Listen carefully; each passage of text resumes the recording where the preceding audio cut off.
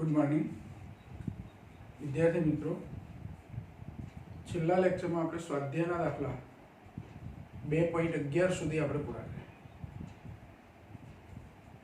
બીજા ચેપ્ટરની થિયરીનો ટોપિક આપણો પૂરો થયો, ઉદાહરણના દાખલા પૂરા થયા. સ્વાધ્યાયની અંદર 2.11 સુધી આપણે શીખ્યા. હવે એની પાછળ વધારાનું જે સ્વાધ્યાય આપ્યું છે એમાંથી જે આપણને યોગ્ય લાગે, સારા હોય એવા દાખલાઓ આપણે અહીંયા ગણીશું. તો વધારાના સ્વાધ્યાયની અંદર દાખલા નંબર 2.12 છે. એમાં જે પ્રશ્ન આપ્યો છે એમાં એક Q બરાબર 8 મિલીકુલમ, મિલીકુલમ એટલે મિલી એટલે 10⁻³ તો 8 ગુણ્યા 10⁻³ કુલમ જેટલો વિદ્યુતભાર કાર્ટેશિયન પદ્ધતિના ઉગમ બિંદુ પર મૂકેલો છે. અહીંયા આપણે આકૃતિમાં x, y અને z એવી અક્ષો બતાવી છે.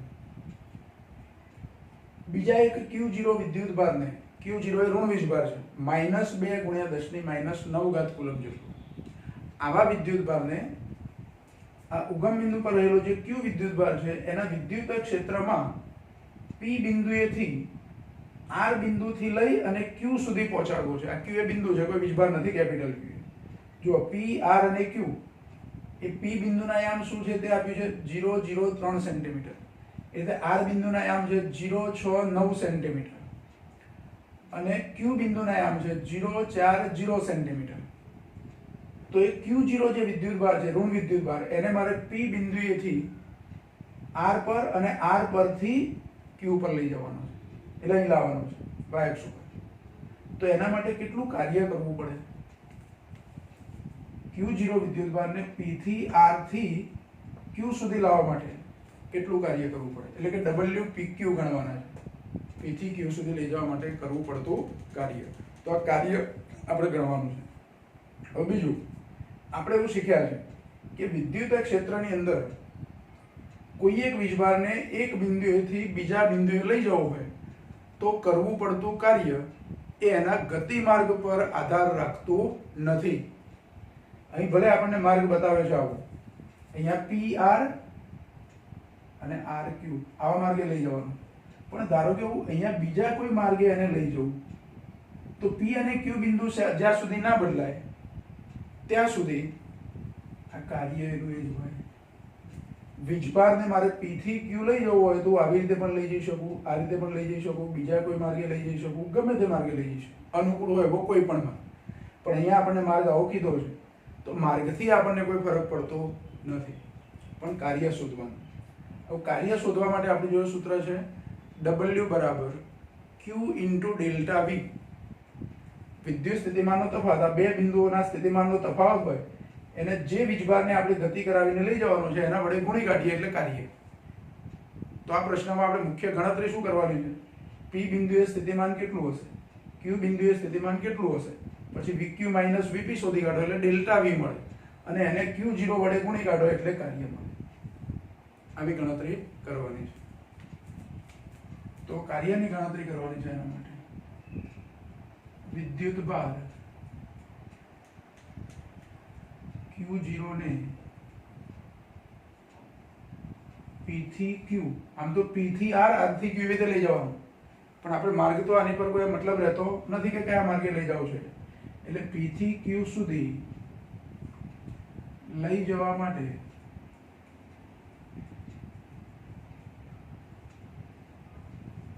કરવું પડતું કાર્ય WPQ. એ કાર્યને આપણે શું કહીશું? WPQ. તો WPQ બરાબર શું? તો બે બિંદુઓના વિદ્યુત સ્થિતિમાનનો તફાવત. P થી Q લઈ જાઓ એટલે Q અંતિમ બિંદુ છે, તો અંતિમ ઓછા પ્રારંભિક એટલે કે VQ, Q બિંદુનું સ્થિતિમાન માઇનસ P બિંદુનું સ્થિતિમાન એટલે આ ડેલ્ટા V થઈ ગયા તફાવત. એટલે અને એને કોના જોડે ગુણવાના છે? Q0 જોડે. જે વિદ્યુતભાર આપણે ગતિ કરાવવાનો છે એની જોડે એનો ગુણાકાર કરવાનો. આનું સાદુરૂપ આપીએ, કિંમતો મૂકીએ એટલે આપણો જવાબ. જો VQ માટે શું લઈએ તો ઉગમ બિંદુ પર જે Q વિદ્યુતભાર છે, સ્મોલ Q વિદ્યુતભાર, એનું અહીંયા વિદ્યુત સ્થિતિમાન. કેટલા અંતરે વિદ્યુત સ્થિતિમાન? તો y અક્ષ ઉપર એ કેટલું અંતર છે? તો Q બિંદુનું અંતર y અક્ષ ઉપર 4 સેન્ટીમીટર, એટલે આ 4 થયું. તો આ અંતર 4 સેન્ટીમીટર થાય. અહીં જે અંતર હોય એને હું RQ કહી દઉં અને આ P બિંદુનું અહીંથી અંતર જે હોય એને RP કહી દઉં.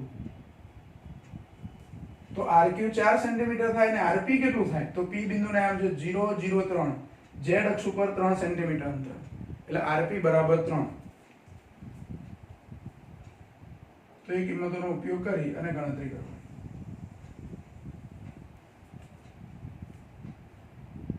એટલે WPQ બરાબર Q0, હવે આ VQ ને બદલે આવું લખી શકું KQ upon RQ minus KQ upon RP, જેમાં KQ બેમાંથી કોમન નીકળે. RQ ની કિંમત 4 સેન્ટીમીટર એટલે 4 ગુણ્યા 10 ની માઈનસ 2 ઘાત મીટરમાં ફેરવવાનું. આ 3 સેન્ટીમીટર એને મીટરમાં ફેરવવાનું. જો પહેલા હું કોમન કાઢી લઉં છું. KQ કોમન કાઢ્યા અને જોડે Q0 તો ખરા જ. તો કૌંસમાં હવે શું વધ્યું? 1 upon RQ minus 1 upon RP. 1 upon RQ minus 1 upon RP. હવે બધી આ કિંમતો મૂકીએ, સાદુરૂપ આપીએ એટલે આપણો જવાબ જે કાર્ય મળે તે. ચલો k ની કિંમત કેટલી છે આપણને ખબર છે. 1 કુલમ અચળાંક એની કિંમત 9 ગુણ્યા 10 ની 9 ઘાત. 9 ગુણ્યા 10 ની 9 ઘાત. પછી q વિદ્યુતભાર, જે વિદ્યુતભારને ઉગમ બિંદુ પર મૂક્યો છે તે, એટલે q વિદ્યુતભાર 8 મિલી કુલમ એટલે 8 ગુણ્યા 10 ની માઈનસ 3 ઘાત. પછી Q0 માઈનસ 2 ગુણ્યા 10 ની માઈનસ 9 ઘાત. માઈનસ 2 ગુણ્યા 10 ની માઈનસ 9 ઘાત. કૌંસમાં 1 upon RQ. RQ લખીશ કેટલા? તો 4 ગુણ્યા 10 ની માઈનસ 2 એકના છેદમાં, પણ છેદમાં માઈનસ 2 આવે એને ઉપર લખું તો 10 ની 2 ઘાત થાય ભાગ્યા 4 આમ લખાય. પેલામાં 10 ની 2 ઘાત ભાગ્યા 3 લખાય. જો અહીંયા શું કર્યું મારે? ખરેખર તો 1 ભાગ્યા 4 ગુણ્યા 10 ની માઈનસ 2 લેવાના હતા. 10 ની માઈનસ 2 ઘાત અંશમાં લઈ ગયા ઉપર એટલે પ્લસ 2 થઈ ગઈ. અહીંયા 3 ગુણ્યા 10 ની માઈનસ 2 તો ઉપર લઈ ગયા 10 ની ઘાત 2 થઈ ગઈ. આ 10 ની 2 ઘાત કોમન નીકળે. હવે જુઓ, આ કૌંસમાંથી 10 ની 2 ઘાત કોમન કાઢીએ સિવાય બીજા પદોનો ગુણાકાર કરીએ તો શું થાય? તો 9 ગુણ્યા 8 72, 72 ગુણ્યા 2 એટલે 144. તો માઈનસ 144. ફરી ધ્યાન રાખો, 9 ગુણ્યા 8 ગુણ્યા 2 એટલે 144. હવે 10 ની ઘાત જુઓ, આ 10 ની 9 ઘાત છે પ્લસ અને આ 10 ની માઈનસ 9 ઘાત એટલે આ 2 ઘાત જતી રહે. એ ઘાત જતી રહે. 10 ની 2 ઘાત એથી હું કોમન કાઢીએ 10 ની માઈનસ 3 ઘાત જોડે આવશે એટલે 10 ની માઈનસ 1 ઘાત વધે. અને કૌંસમાં અહીંયા 10 ની માઈનસ 2 10 ની 2 ઘાત કોમન લીધા એટલે 1/4 માઈનસ 1/3. 1/4 માઈનસ 1/3 આટલું વધે. આ માઈનસ 1 ઘાત છે એટલે 14.4 લખાય. હવે આ કૌંસનું સાદું રૂપ શું થાય તે? તો 4 તારી 12 લસા આવશે. 12 લસા આવશે. 3 અહીંયા આવશે, 4 અહીંયા આવશે એટલે 3 ઓછા 4 એટલે માઈનસ 1. હવે જો આ માઈનસ અને આ માઈનસ પ્લસ 14.4 ભાગ્યા 1.2 સોરી 14.4 ભાગ્યા 12 આ 144 કરું તો 12 નો વર્ગ 144 થાય. પણ અહીંયા 10 ની માઈનસ 1 ઘાત લખવી પડે 144 હોય તો, એટલે 144 ગુણ્યા 10 ની માઈનસ 1 ઘાત ભાગ્યા 12 એટલે 12 ગુણ્યા 10 ની માઈનસ 1 એટલે કે 1.2 જૂલ. આ WPQ આટલું કાર્ય થયું. એટલે જો સૂત્ર એકદમ સહેલું. P થી Q સુધી વિદ્યુતભારને લઈ જવો છે આપણે, ગમે તે માર્ગ હોય કોઈ ફરક પડતો નથી. R બિંદુ આપણી ગણતરીમાં કોઈ જગ્યાએ આવતું નથી. P અને Q બિંદુ પ્રારંભિક અને અંતિમ બિંદુઓનું જ મહત્વ છે. અહીંયા વચ્ચે કયા કયા બિંદુ આવે એનું કોઈ મહત્વ નથી. તો WPQ બરાબર Q0, જે વીજભારને ગતિ કરાવવાની છે તે, into VQ minus VP. VQ minus VP ના સૂત્રો લખી દેવાના. કે Q કોમન કાઢ્યા. આપણે અહીંયા થોડાક વધારે સ્ટેપ લખ્યા કારણ કે સાદું રૂપમાં આપણને ખબર પડે, બાકી ઓછા સ્ટેપમાં ગણતરી કરવી હોય તો થઈ જાય. એટલે જવાબ આપણો અંતિમ જવાબ આવશે 1.2 જૂલ. એટલે વીજભારને P થી Q સુધી મોકલવા માટે કરવું પડતું કાર્ય 1.2 જૂલ જેટલું થશે. આ એક અગત્યનો પ્રશ્ન.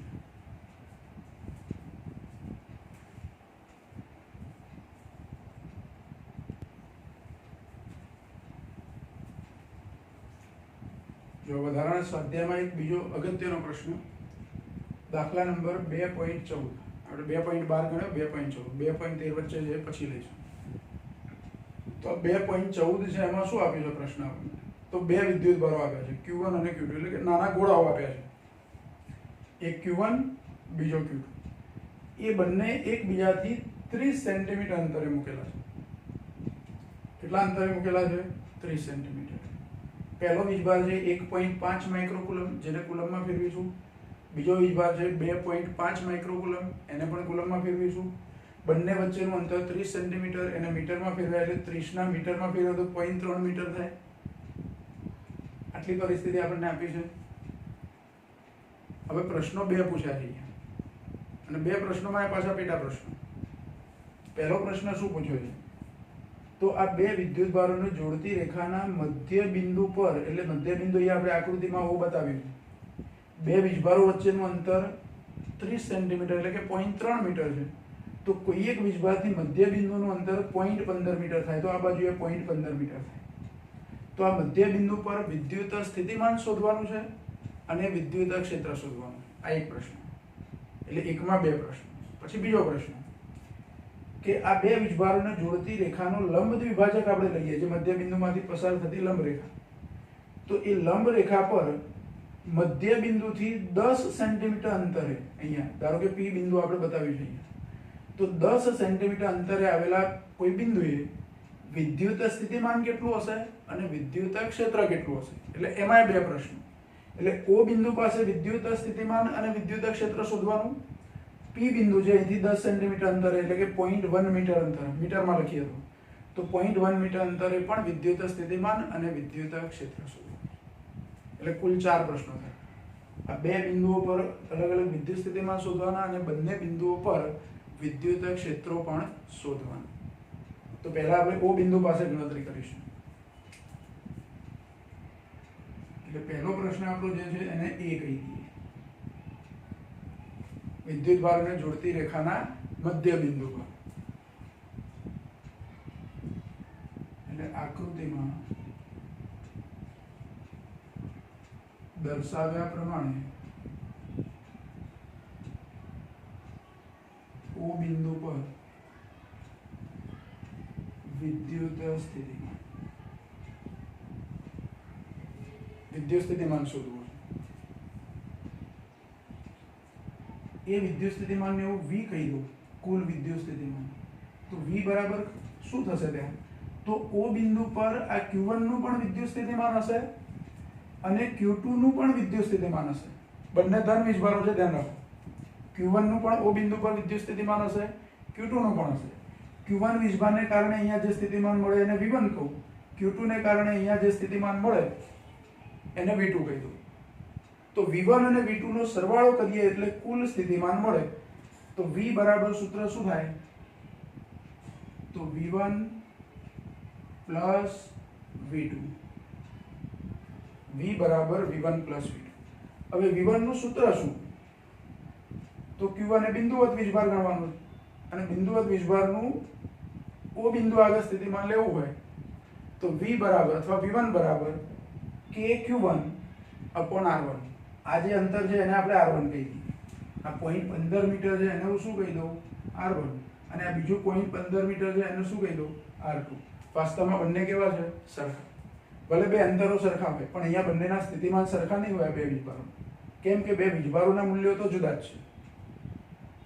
જો વીજભારો પણ સમાન હોત અને અંતર પણ સમાન હોય તો અહીંયા સ્થિતિમાન કેવું થાય? સમાન.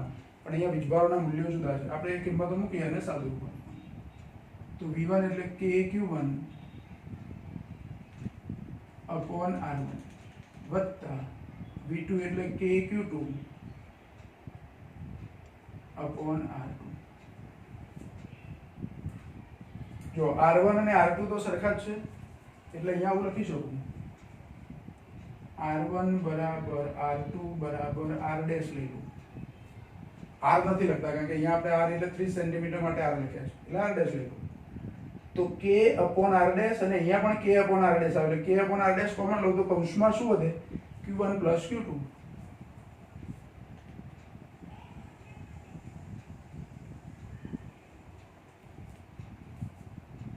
એટલે V બરાબર જો K અપોન R ડેશ કૌંસમાં વધ્યા Q1 પ્લસ Q2.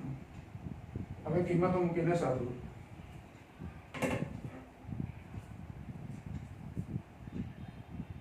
તો K ની કિંમત 9 ગુણ્યા 10 ની 9 ઘાત ભાગ્યા R ડેશ. R ડેશ એટલે R1 R2 R ડેશ બંને 0.15 છે 0.15 કૌંસમાં Q1 એટલે 1.5 ગુણ્યા 10 ની -6 વત્તા 2.5 Q2 ની કિંમત ગુણ્યા 10 ની -6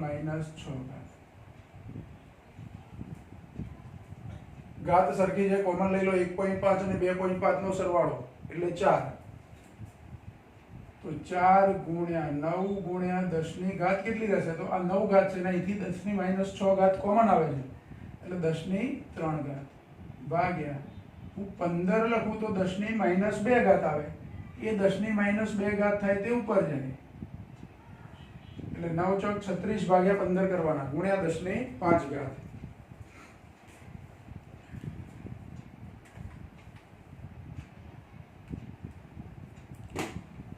એટલે 2.4 આવશે. 2.4 ગુણ્યા 10 ની 5 ઘાત વિદ્યુત સ્થિતિમાન આટલા વોલ્ટ.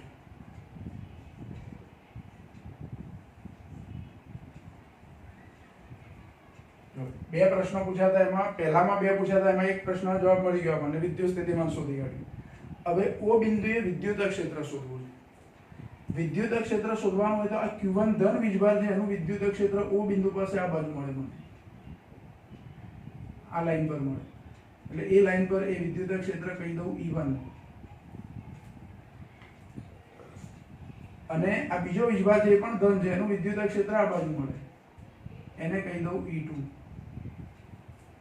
જો આ વિદ્યુતભારથી આ અંતર ને આ વિદ્યુતભારથી અંતર તો સરખા જ છે પણ વધારે વિદ્યુતભાર કયા મૂલ્યનો છે? મોટો વિદ્યુતભાર કયો છે? તો 2.5 માઇક્રોકુલમ. તો આ વિદ્યુતભારનું વિદ્યુત ક્ષેત્ર અહીંયા E2 જે છે એ વધારે હશે અને આનું વિદ્યુત ક્ષેત્ર E1 છે એના પ્રમાણમાં ઓછું હશે. એટલે પરિણામી વિદ્યુત ક્ષેત્ર મારે O બિંદુએ શોધવું હોય તો વધારે મૂલ્યમાંથી ઓછું મૂલ્ય શું કરવાનું? બાદ. કેમ બાદ કરવાનું? તો બે વિદ્યુત ક્ષેત્રો પરસ્પર વિરુદ્ધ દિશામાં છે. બે વિદ્યુત ક્ષેત્રો પરસ્પર વિરુદ્ધ દિશામાં છે એટલે વધારે મૂલ્યમાંથી ઓછું મૂલ્ય બાદ કરવું એટલે O બિંદુએ પરિણામી વિદ્યુત ક્ષેત્ર મળે. તો એની ગણતરી આપણે કરવાની. O બિંદુ પાસે પરિણામી વિદ્યુત ક્ષેત્ર જો E હોય તો E બરાબર E2 માઇનસ E1. સીધી જ મૂલ્યોની બાદબાકી કારણ કે એક જ લાઈન પર બંને છે ભલે વિરુદ્ધ દિશામાં પણ એક જ રેખા પર છે. હવે E1 E2 નું સૂત્ર શું? તો બિંદુવત વિદ્યુતભારનું વિદ્યુત ક્ષેત્ર જેમ બિંદુવત વિદ્યુતભારનું વિદ્યુત સ્થિતિમાન KQ/R1 છે KQ1/R1 એ રીતે અહીંયા KQ1/R1² બિંદુવત વિદ્યુતભાર માટે વિદ્યુત ક્ષેત્રના સૂત્રમાં KQ/R² પ્રમાણે બીજો વીજભાર છે એનું લઈએ તો અહીંયા KQ2 E2 છે એટલે Q2 અને E1 હોય તો Q1 એટલે KQ2/R2² માઇનસ કે Q1 अपॉन R1 ફરીથી R1 R2 અહીંયા સરખા જ છે તો K upon R dash square common काढो K upon R dash square तो કૌંસમાં શું વધે Q2 માઈનસ Q1 હવે કિંમતો મૂકી દેવાની તો K નું મૂલ્ય છે 9 ગુણ્યા 10 ની 9 ઘાત R ડેશ સ્ક્વેર 0.15 નો વર્ગ કરવાનો એટલે અહીંયા હું આવું લખી દઉં છું 0.15 ગુણ્યા 0.15 બે વખત ગુણાકારમાં લખી દો એટલે વર્ગ થઈ ગયો Q2 માઈનસ Q1 Q2 એટલે 2.5 ગુણ્યા 10 ની માઈનસ 6 ઓછા 1.5 ગુણ્યા 10 ની માઈનસ 6 10 ની માઈનસ 6 ઘાત કોમન આવે એટલે 9 ગુણ્યા 10 ની માઈનસ 6 કોમન લો એટલે 3 ઘાત થઈ જાય છેદમાં 0.15 ગુણ્યા 0.15 એટલે 15 નો વર્ગ થાય 225 તો અહીંયા હું 225 લખું તો ગુણ્યા 10 ની માઈનસ 4 ઘાત કારણ કે 0.15 ગુણ્યા 0.15 છે કૌંસમાંથી 10 ની માઈનસ 6 ઘાત આપણે કોમન લીધી એનું સાદુરૂપ આપ્યું તો 2.5 ઓછા 1.5 2.5 માંથી 1.5 બાદ કરો એટલે તો તફાવત તો કેટલું રહેવાનું 1 જ આનું સાદુરૂપ 9 ભાગ્યા 225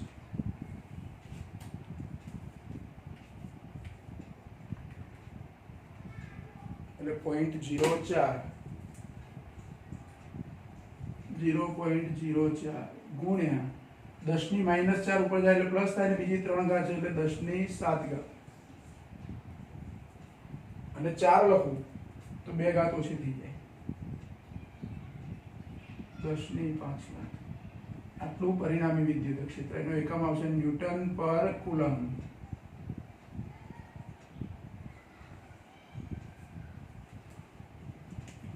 એટલે જો બીજો પ્રશ્ન આપણને મળ્યો કુલ 4 પ્રશ્નો પૂછ્યા હતા એમાંથી 2 પ્રશ્નો જવાબ મળ્યા O બિંદુએ વિદ્યુત સ્થિતિમાન O બિંદુએ વિદ્યુત ક્ષેત્ર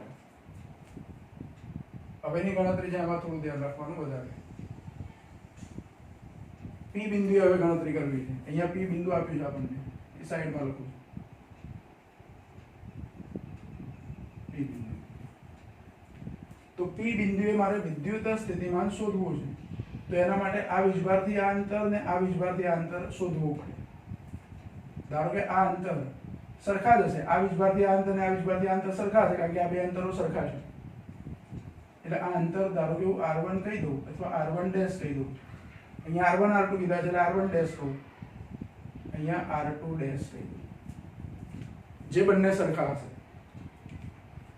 તો જો અહીંયા આ આકૃતિમાં એક કાટકોણ ત્રિકોણ બને છે ધારો કે આ પહેલો વીજભાર છે એ A બિંદુ પર કહી દો બીજો વીજભાર છે B બિંદુ પર કહી દો તો AOP આ કાટકોણ ત્રિકોણ છે એમાં એક આ બાજુએ આપી છે અને આ બાજુએ આપી છે આ બાજુ 0.1 છે અને આ 0.15 છે આ બંનેના વર્ગોનો સરવાળો કરીને વર્ગમૂળ લઈએ એટલે R1 ડેશ મળે અને એટલું જ શું હોય R2 ડેશ એટલે પહેલા R1 ડેશ R2 ડેશ આપણે આકૃતિ પરથી શોધી આપીએ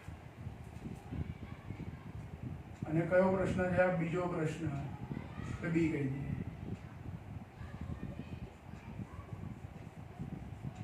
આકૃતિમાં દર્શાવ્યા પ્રમાણે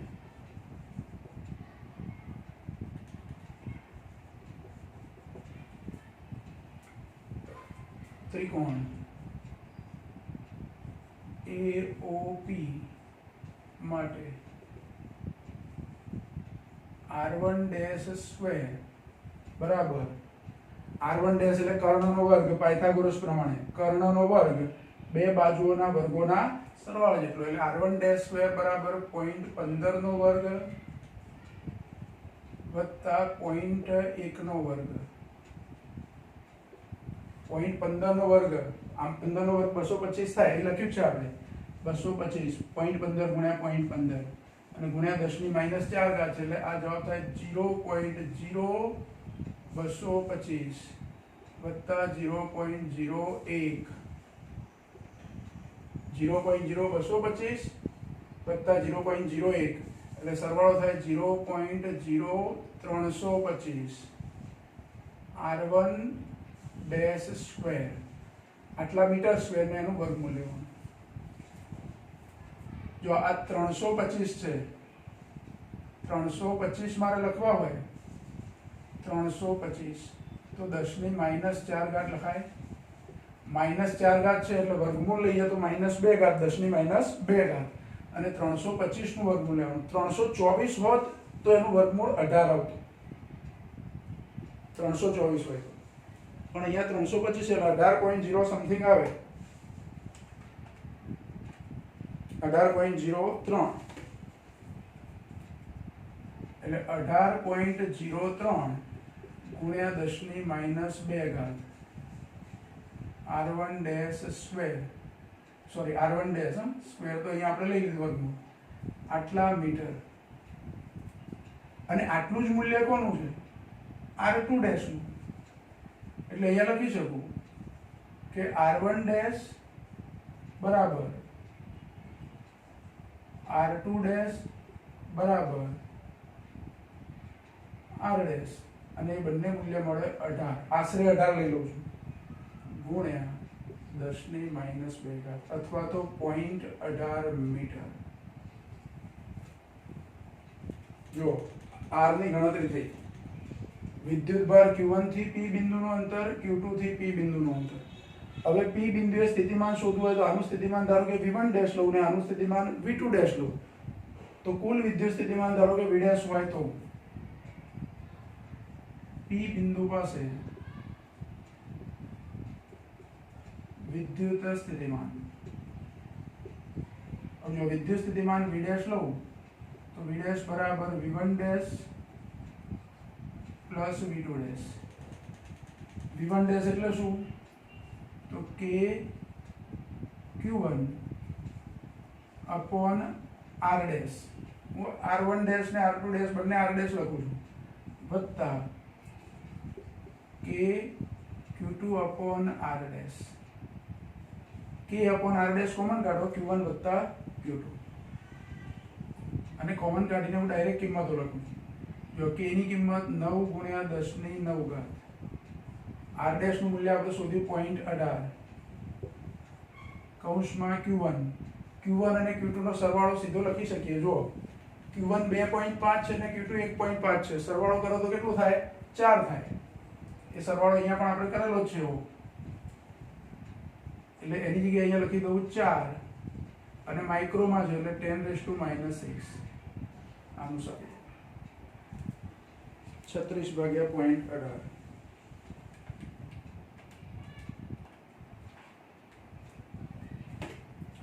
જો 36 ભાગ્યા 0.18 કરશો એટલે 200 આવશે, ગુણ્યા 10 ની ઘાત કેટલી? તો 9 છે પ્લસ ને 6 છે માઇનસ એટલે 3 ઘાત, અને 2 લખું તો 10 ની 5 ઘાત. V ડેશ આટલા વોલ્ટ.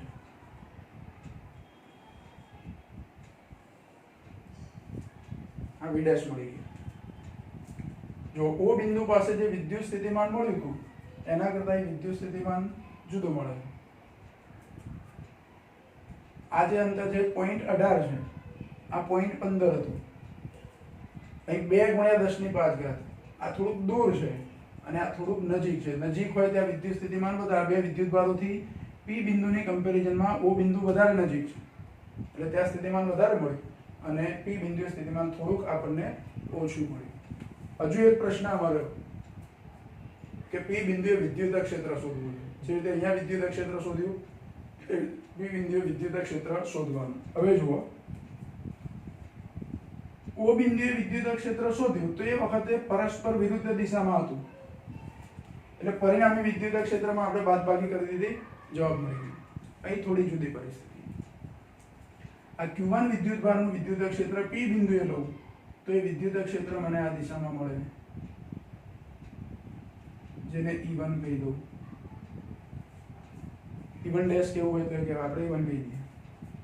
B બિંદુએ જે વીજભાર Q2 છે એને કારણે P બિંદુએ વિદ્યુત ક્ષેત્ર એ આ બાજુ મળશે આપણને.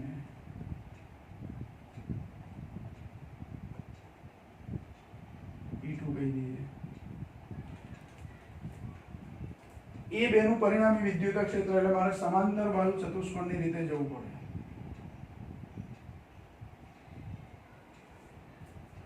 ધારો કે આપણે સમાંતર બાજુ ચતુષ્કોણની રીતે જઈએ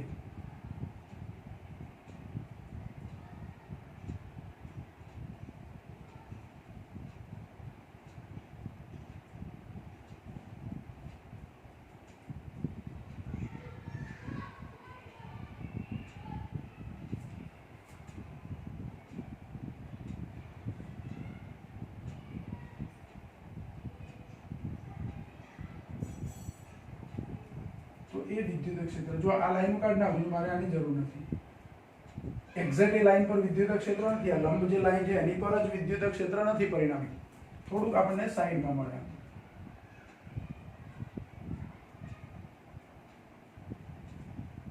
આ પરિણામી વિદ્યુત ક્ષેત્ર ધારો કે E. હવે આ E1 અને E2 વચ્ચેનો ખૂણો ધારો કે થીટા છે, આટલો ખૂણો E1 અને E2 વચ્ચેનો ખૂણો કેટલો છે? થીટા. જો આ થીટા હોય આટલો ખૂણો, તો સામે અહીંયા પણ આ થીટા થાય, આટલો ખૂણો. આકૃતિમાં ધ્યાન રાખો, આકૃતિમાં આ બે ડોટ લાઈનો વચ્ચેનો ખૂણો કયો ખૂણો? APB. આ ખૂણો APB થીટા થાય, કારણ કે આનો અભિકોણ થાય.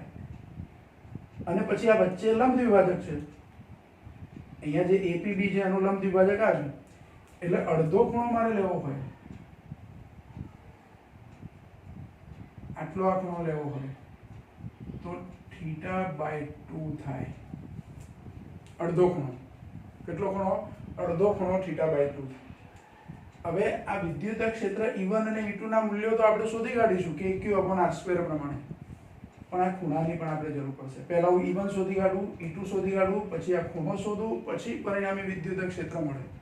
અને પરિણામી વિદ્યુત ક્ષેત્ર છે એ E1 સાથે જે ખૂણો બનાવે, E1 સાથે આ પરિણામી વિદ્યુત ક્ષેત્રનો સદિશ આ બાજુ છે, E1 સદિશ આ બાજુ છે, એ બંને વચ્ચેનો ખૂણો ધારો કે આલ્ફા હોય તો આલ્ફા પણ આપણે શોધવો. ચાલો પહેલા આપણે E1 E2 શોધીએ.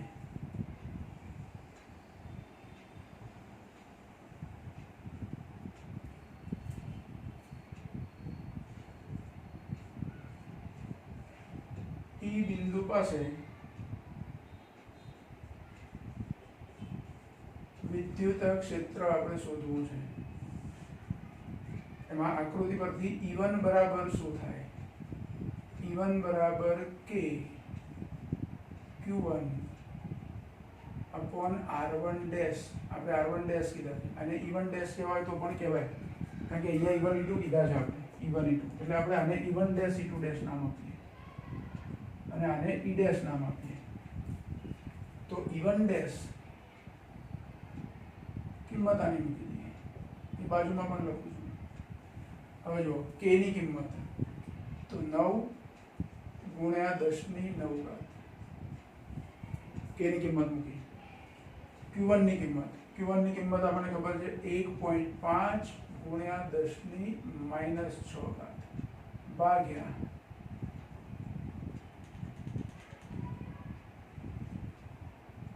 R1 dash. R1 dash આપણે શોધી કાઢ્યા, R1 dash R2 dash બંને 0.18 છે, એટલે એને 324 વર્ગ કરવાનો છે.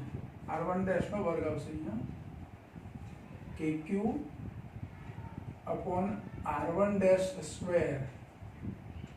R1 dash square. વિદ્યુત ક્ષેત્ર હોય એટલે સ્ક્વેર આવે, વિદ્યુત સ્થિતિમાન હોય તો સ્ક્વેર ના આવે, વિદ્યુત ક્ષેત્ર હોય તો સ્ક્વેર આવે. એટલે 0.18 એનો વર્ગ એટલે આ રહ્યો R1 dash સ્ક્વેર, તો 324 ગુણ્યા 10⁻4 આનું સાદું રૂપ આપવાનું.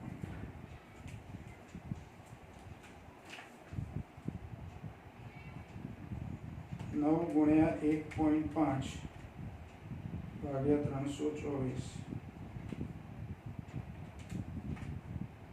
એટલે 0.04166 એવું આવે છે.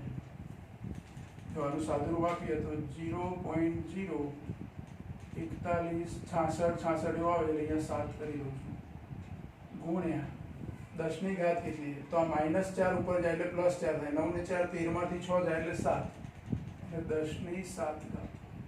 એટલે આને 4.17 લખું તો 2 ઘાત ઓછી થઈ જાય એટલે 10 ની 5 ઘાત. આ E1 ગેસ આટલા ન્યૂટન પર કુલમ. તે જ રીતે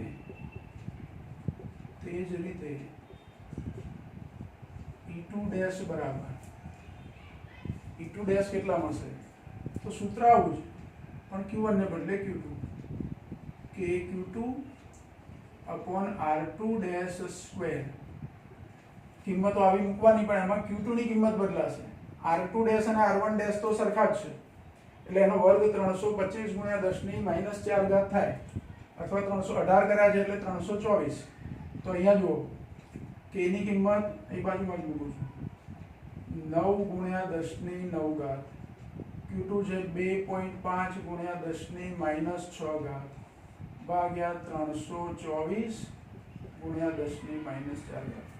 જો અહીં 325 હતા, એના 18.03 હતા, પણ પછી આપણે ગણતરીમાં લીધા 18 એટલે આપણે અહીંયા 324 લખીએ, રાઉન્ડ ઓફ કરીને 18 લીધા એટલે. ચલો એનું સાદું રૂપ.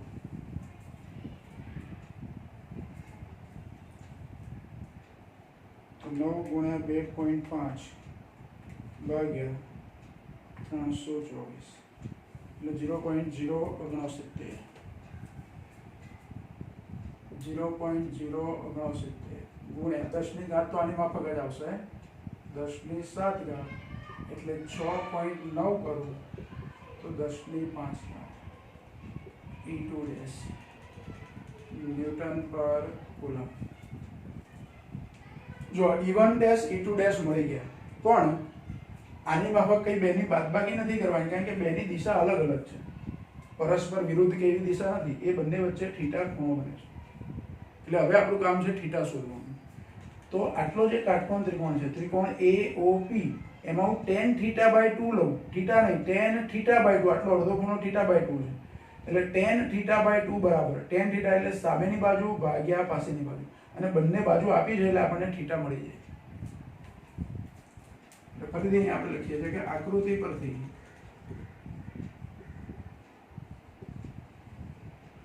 કાટકોણ ત્રિકોણ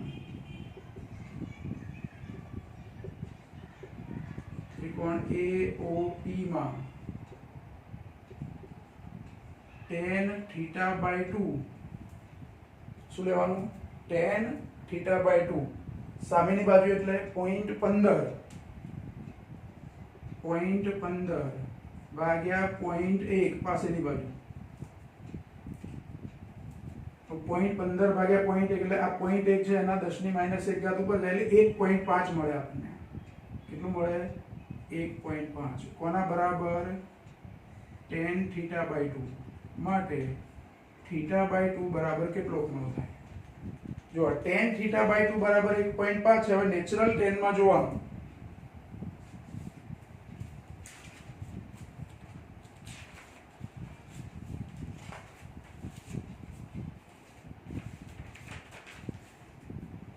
જો નેચરલ ટેન્જન્ટ છે આપણી જોડે, લોગ ટેબલનો ઉપયોગ આપણને ખબર છે.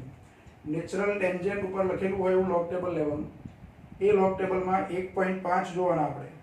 આ ડિગ્રી પહેલા આપ્યા છે 0, 1, 2 અપ ટુ 44 ડિગ્રી, પણ એમાં 1.5 કશે નથી, એટલે બેક સાઈડ પર નેચરલ ટેન્જન્ટનું બીજું પેજ, અને બીજા પેજમાં 1.5 જોઈએ છે. તો આ ડિગ્રી વાળું કોલમ છે એની બાજુના 0 વાળા કોલમમાં પહેલા આપણે જોવાનું કે 1.5 ની આજુબાજુ કિંમત કઈ છે. તો અહીંયા મને મળે છે 56 ડિગ્રીની સામે 1.4826. એ લાઈનમાં પાછા આગળ જવાનું, 1.4994 મળે છે. આવું મળે છે, એ સાઈડમાં લખું છું 1.4994. એટલે આના મારે 1.5 કરવા હોય તો 6 નો ડિફરન્સ છે, અહીંયા 6 ઉમેર દો એટલે 1.5 થઈ જાય. તો 1.4994 જે મળે છે એ લાઈનમાં આગળ મીન ડિફરન્સમાં જોવાનું. મીન ડિફરન્સમાં હવે અહીંયા 10 આવ્યા છે, 6 નથી આપ્યો મીન ડિફરન્સ, પણ નજીકની મૂલ્ય લેવાનું. તો 6 ની નજીકનું વધારેમાં વધારે નજીકનું મૂલ્ય છે 10, તો આમાં 10 ઉમેરી દો, અહીં 10 ઉમેરી દઉં, કારણ કે 6 અને 10 ની વચ્ચેની કોઈ સંખ્યા આપણને આપી નથી. અને 1.4994 કરતા પછીના કોલમમાં જતા રહીએ આપણે તો એ વધારે વધી જાય છે, એટલે આ 10 બરાબર છે તો આ 4 0 0 5 1 1.5004 એવું મળ્યું તો આશરે આને 1.5 કહી શકું. તો એ કયા ખૂણા માટે મળ્યું મને? તો ખૂણામાં હું જોઉં તો 56 ડિગ્રી 18 મિનિટ અને ઉપર 1 મિનિટ એટલે 19 મિનિટ. એટલે અહીંયા ખૂણાઓ મળે છે 56 ડિગ્રી 19 મિનિટ. θ/2 ની કિંમત મળે છે. કોની કિંમત મળે છે? θ/2 ની. તો થીટા કેટલા હશે? તો આ બે છે અહીંયા ગુણી દેવાના. એટલે θ બરાબર 56 ના ડબલ એટલે 112 અને 19 ના ડબલ એટલે 38. અહીં 60 થી વધતા નથી એટલે ચાલે ડબલ કર્યા પછી પણ. તો 56 દુ 112 ડિગ્રી 38 મિનિટ. આ થીટા મળી ગયો આપણને. થીટા મળ્યા પછી હવે પરિણામી વિદ્યુત ક્ષેત્ર સમાંતર બાજુ ચતુષ્કોણના નિયમ પરથી શોધવાનું. જો આપણું બોર્ડ આખું ભરાઈ ગયું છે, પહેલા આનો આપણે સ્ક્રીનશોટ લઈ લઈએ.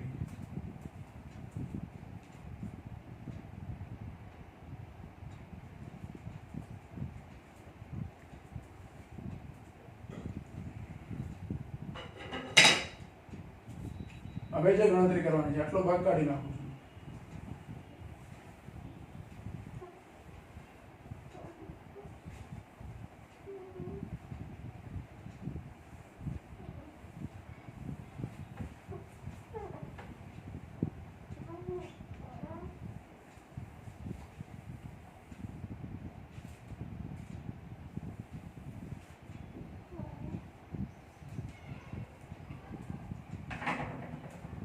જો હવે આ થીટા E1 ડેશ અને E2 ડેશ એની પરથી આપણને પરિણામી વિદ્યુત ક્ષેત્ર મળશે. એટલે P બિંદુ પાસે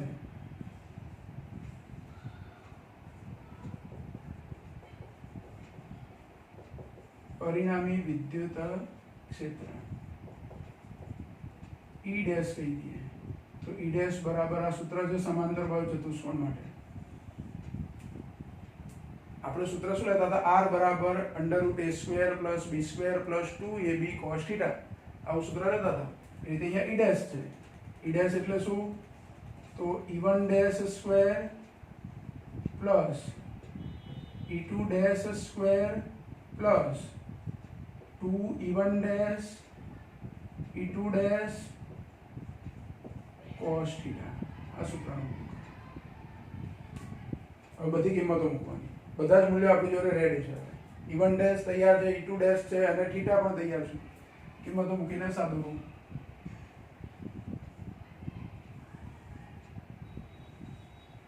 E1 ડેશ 4.17 શોધ્યા છે. હવે ડાયરેક્ટ આપણે એના વર્ગ જ લખીએ. 4.17 17.39. જો E1 ડેશ સ્ક્વેર 17.39 થશે ગુણ્યા એની ઘાત જે જોડે એટલે 10 ઘાત વત્તા E2 ડેશ સ્ક્વેર 6.9 એનો વર્ગ કરવાનો 47.61 ગુણ્યા 10 ઘાત વત્તા 2. હવે E1 ડેશ E2 ડેશ નો ગુણાકાર એટલે 4.17 ગુણ્યા 6.9 28.77 એટલે અહીંયા 2 ગુણ્યા 28.77 ગુણ્યા cos 112 ડિગ્રી 19 મિનિટ.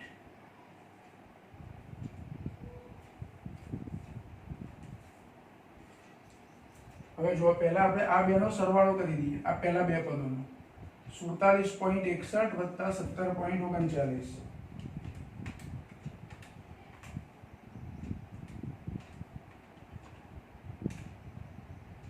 એટલે 65. એનું ટોટલ થયું 65 65 તો વર્ગમૂળમાં 65 ગુણ્યા 10 વત્તા આ બેનો ગુણાકાર કરી દઈએ 28.77 ગુણ્યા 2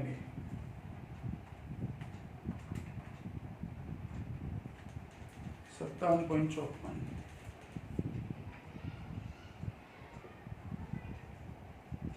જો આ બેનો ગુણાકાર કર્યો. હવે cos 112 ડિગ્રી, અહીં ડિગ્રી છે, cos 112 ડિગ્રી 19 મિનિટ, તો 112 ડિગ્રી 19 મિનિટ એની કિંમત લોગ ટેબલ પરથી શોધવી પડે.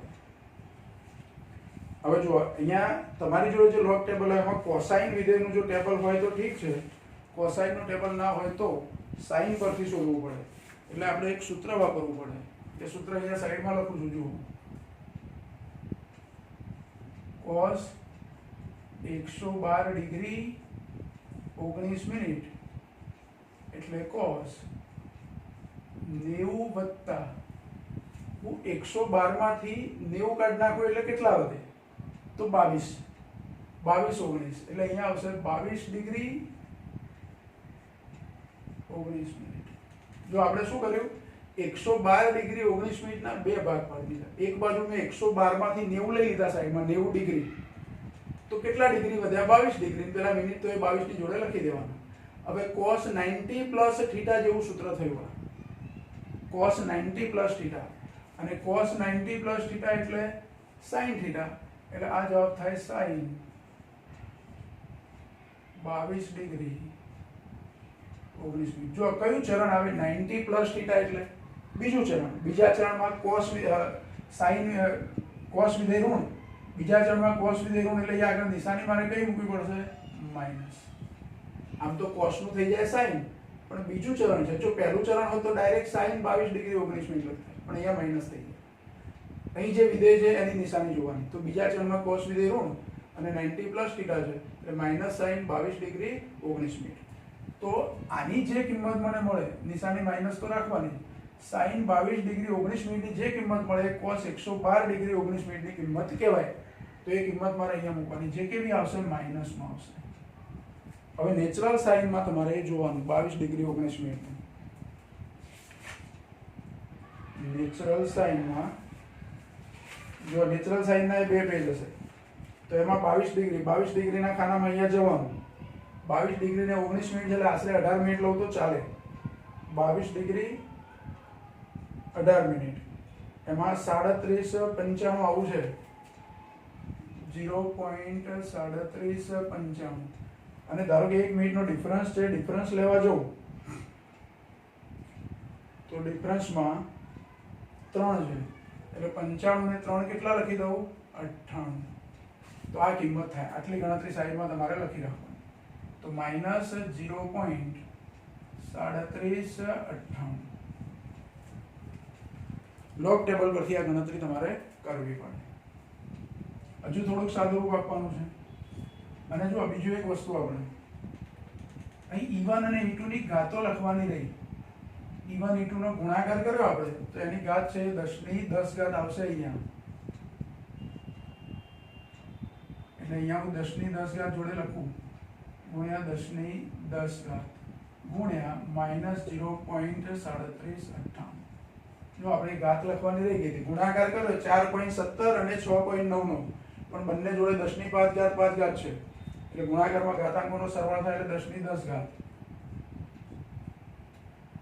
હવે આ નિશાની છે, આ માઈનસને કારણે અહીંયા માઈનસ થઈ જશે, એટલે વર્ગમૂળમાં 65 ગુણ્યા 10 ની 10 ઘાત ઓછા, હવે આ 57.54 અને આ સંખ્યા છે તે માઈનસ, એ બેનો શું કરવાનો? ગુણાકાર કરવાનો. એટલે 57.54 ગુણ્યા 0.3758 એટલે 21.85 મળે છે આપણને. 21.85 ગુણ્યા 10 ની 10 ઘાત. હવે પાછું 65 માંથી 21.85 બાદ કરવાના. 65 માઈનસ 21.85 એટલે 43.15. જો ગણતરીમાં બહુ ધ્યાન રાખવાનું છે. 43.15 ગુણ્યા 10 ની 10 ઘાત, આનું વર્ગમૂળ લેવાનું પાછું, એટલે 6.57 ગુણ્યા 10 ની 5 ઘાત. આ E ડેશ મળે, આટલા ન્યૂટન પર કુલમ. ચલો E ડેશ મળી ગયું. જો કઈ કઈ વસ્તુ મળી આપણને? O બિંદુએ વિદ્યુત સ્થિતિમાન અને વિદ્યુત ક્ષેત્ર, P બિંદુએ વિદ્યુત સ્થિતિમાન અને વિદ્યુત ક્ષેત્ર જે આ બાજુ છે, પણ એની દિશા શોધવાની.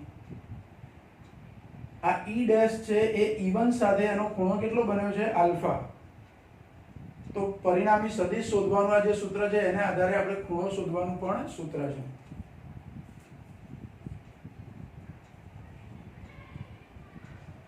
P બિંદુ પાસે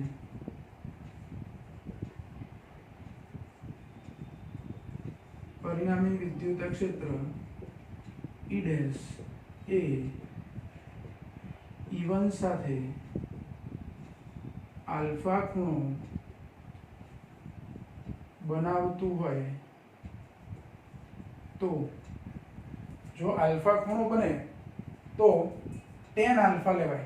આપણે આ સૂત્ર યાદ કરો. આજે 11મા ધોરણમાં આપણે સમાંતર બાહુ ચતુષ્કોણનો નિયમ જે શીખેલા છે એને આધારે tan આલ્ફાનું સૂત્ર આપણે લેતા હતા. બરાબર? તો એ tan આલ્ફાનું જે સૂત્ર છે એ સૂત્રનો ઉપયોગ કરવાનો.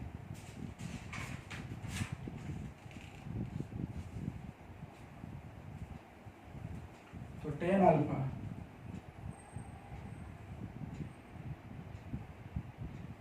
E2 sin theta upon E1 plus E2 cos theta. જો E2 ડેશ છે, E1 ડેશ છે, E2 ડેશ. આ સૂત્ર આપણે સમાંતર બાહુ ચતુષ્કોણનો નિયમ શીખ્યા એની જોડે આવું સૂત્ર લખેલું છે. અહીંયા મારે આલ્ફા શોધી કાઢવાના, થીટાની કિંમતો મૂકી દેવાની, E1 ડેશ E2 ડેશ મૂકી દેવાના. હવે આ બાજુનું છે એને કાઢી નાખીએ.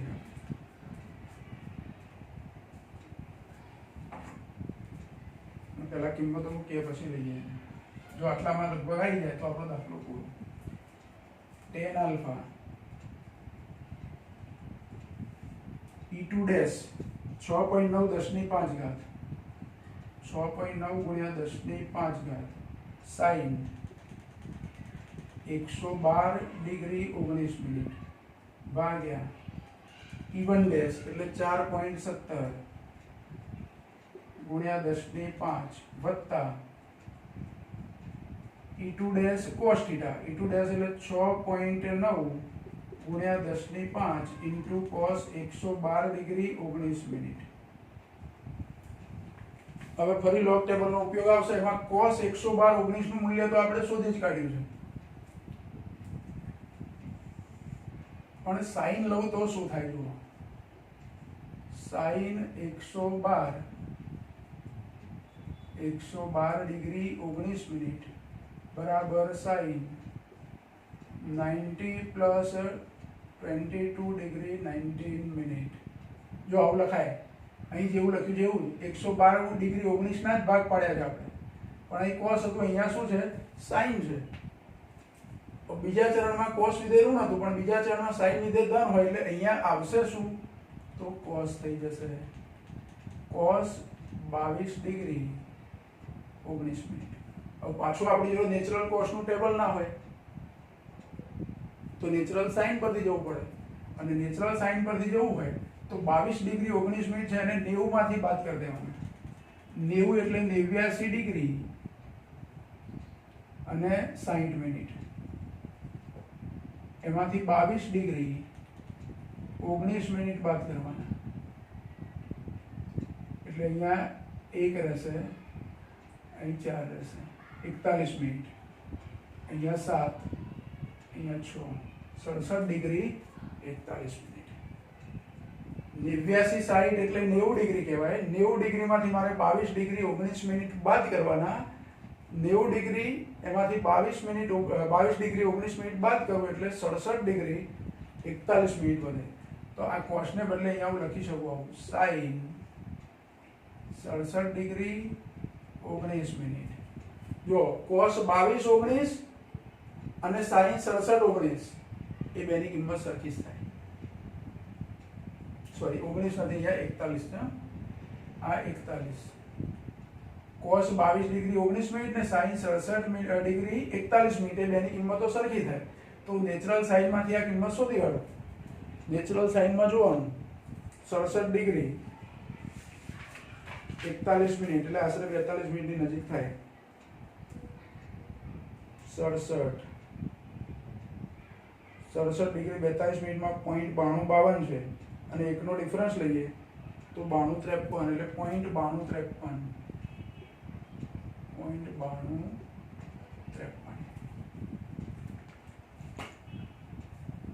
હવે આ કિંમતનો આપણે ઉપયોગ કરવાનો છે. cos 112 નો અહીંયા ઉપયોગ કરવાનો અને sin 112 એનો અહીંયા ઉપયોગ કરવાનો ઉપર. તો જો સહેજ આગળ લખું છું. 6.9 ગુણ્યા 10⁵ ગુણ્યા sin 112 ડિગ્રી 19 મિનિટ એટલે આ sin 112 ડિગ્રી 19 મિનિટની કિંમત 0.9253 ભાગ્યા આ 4.17 તો ખરા જ ગુણ્યા 10⁵ વત્તા 6.9 ગુણ્યા 10⁵ ગુણ્યા cos 112 19. cos 112 19 નું મૂલ્ય કેટલું છે? માઇનસમાં છે એટલે માઇનસ અહીં નીચે લખું છું -0.3798. આટલાનું સાદુરૂપ આપીએ ત્યારે આપણને જવાબ મળે આલ્ફા.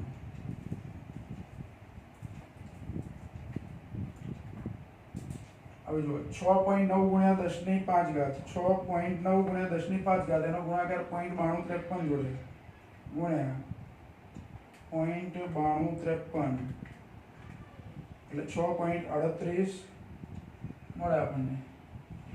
6.38 પછી બીજા આંકડા છે ને આને પણ લખતા નથી આપણે. ગુણ્યા 10⁵ ભાગ્યા 4.17 ગુણ્યા 10⁵ વત્તા આ 6.9 નો ગુણાકાર આની જોડે કરવાનો અને વત્તા નિશાની છે શું થઈ જશે અહીંયા? ઓછા. તો 6.9 ગુણ્યા 0.3798 તો 2.62 ગુણ્યા 10⁵ તો ખરી જ. હવે આ બેની બાદબાકી કરવાની. ઉપરનું એમના એમ આવશે 6.38 10⁵ ભાગ્યા 4.17 માંથી 2.62 બાદ કરવાના 1.55 ગુણ્યા 10⁵. 10⁵ 5 જતા રહેશે અને 6.38 ભાગ્યા 1.55 એટલે 4.11 4.1161 કોના બરાબર? tan આલ્ફા બરાબર. તો આલ્ફા બરાબર ક્યાંથી મળે આપણને? નેચરલ ટેન્જન્ટ માંથી 4 પોઈન્ટ લેવાના. ફરી log ટેબલ. નેચરલ ટેન્જન્ટ એમાં 4 પોઈન્ટ. જો નેચરલ ટેન્જન્ટ નું જે ટેબલ હોય એમાં પહેલા કોલમમાં ડિગ્રી વાળા બાજુની કોલમમાં જોતા જોતા જવાનું. 4 પોઈન્ટ દેખાય ત્યાં ઉભા રહેવાનું. અહીં 4 પોઈન્ટ મળે મને. 4.0108 છે. પછી આગળ જવું તો આડી લાઈનમાં જોવાનું 4.1022 છે પછી 4.1335 છે. આટલું મળે છે મને 4.1022. ટેન્જન્ટમાં છે એટલે ડિફરન્સ થોડોક મોટો આવશે. 4.1022 એ કેટલામાં આવે છે? તો 76 ડિગ્રી 18 મિનિટમાં. અને પછી મીન ડિફરન્સ લેવા જવું તો આની જોડે આનો ડિફરન્સ આપણે લેવો પડે એટલે મારે 1161 લાવવા છે. અહીંયા 1022 છે એટલે 4.1161 આ બેની બાદબાકી કરી જોવાની એટલે અહીંયા 9 આવશે. 5 માંથી 2 એટલે 3 1 0 139 નો મીન ડિફરન્સ લેવો પડે મારે. આ 1022 છે 4.1022 એમાં 139 અથવા એની નજીકની સંખ્યા જોવાની. તો 139 નથી પણ આપણી જોડે 160 છે નજીકની સંખ્યા એટલે 160 લઉં તો 3 મિનિટમાં છે અને પેલું 10 22 18 એટલે 18 ને 3 21 મિનિટ એટલે 76 21 થાય. અહીંયા 76 ડિગ્રી 21 મિનિટ.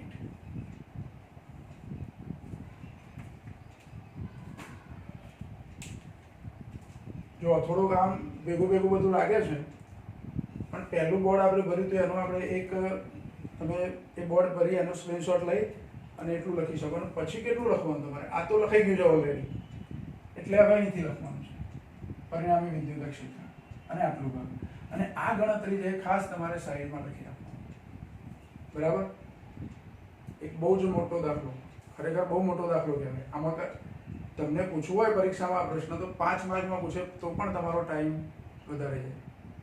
એટલે બંને પ્રશ્નો પૂછવાને બદલે ગમે તે એક બિંદુ પાસે વિદ્યુત સ્થિતિમાન અને ક્ષેત્ર પૂછી શકાય, અથવા બંને બિંદુએ પૂછવું હોય તો માત્ર વિદ્યુત સ્થિતિમાન પૂછી શકાય, અથવા એકલું વિદ્યુત ક્ષેત્ર પૂછી શકાય. પણ ચારે ચાર જોડે પૂછાય તો બહુ જ ટાઈમ આપણો વેસ્ટ થાય. ગણતરીના આપણે બધા જ સ્ટેપ લખ્યા છે એટલે થોડીક વધારે ગણતરી આપણને લાગે છે.